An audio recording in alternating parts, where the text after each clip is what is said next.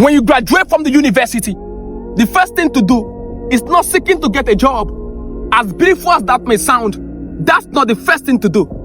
The first thing to do is to visit a psychiatric home. Because the university, apart from being a place of learning, sometimes can be a house of madness. A laboratory where brilliance is not measured by intelligence alone, but measured by survival. A place where the boy child can easily become a victim. His crime, he sat down close to a beautiful girl admired by the lecturer.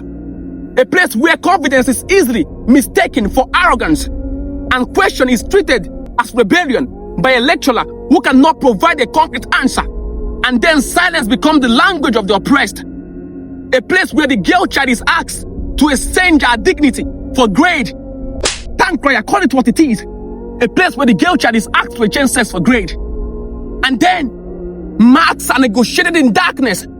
A place where certificates are sometimes printed with an ink of expectation.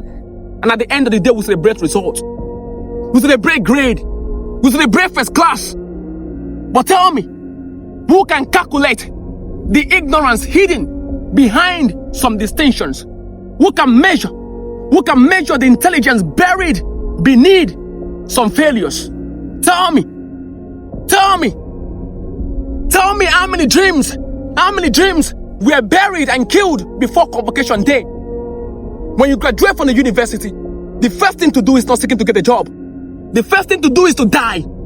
Die from the life they call death and live from what they call death.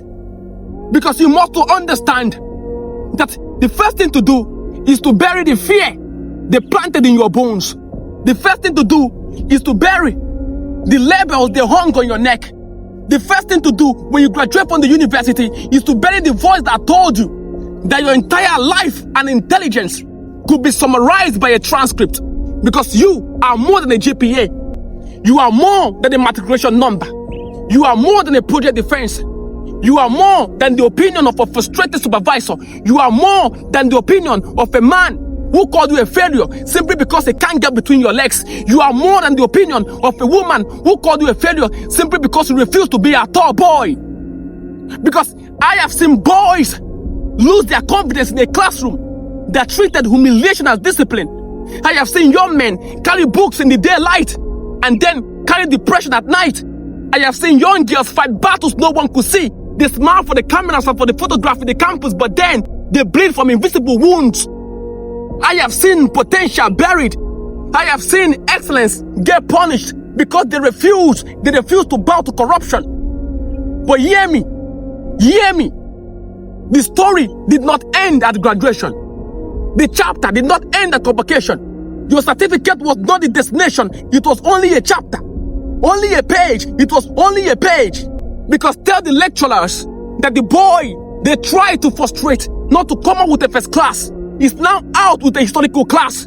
Tell them that the seed they tried to bury is now a forest. Tell them that while they were measured in grade, life was measured in greatness. Tell my professors that I am now prophesying beyond the walls of lecture halls, that the world is now my audience, that my chalkboard is now history. Tell them that my tools is now my voice. Tell them my examination is now my impact. Tell them that my result is my legacy, and no lecturer can alter that. No department can seize that result. No school sealnet can delay that graduation, because wisdom is the principal thing.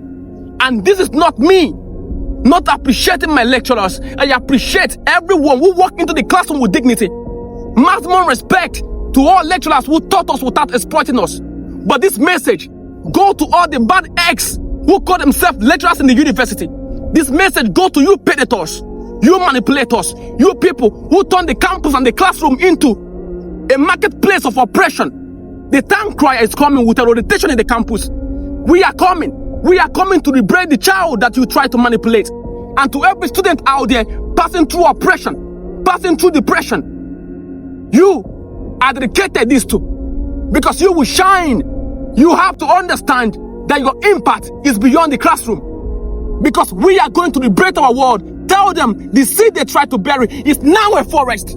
Akabulan, wisdom is the principal thing.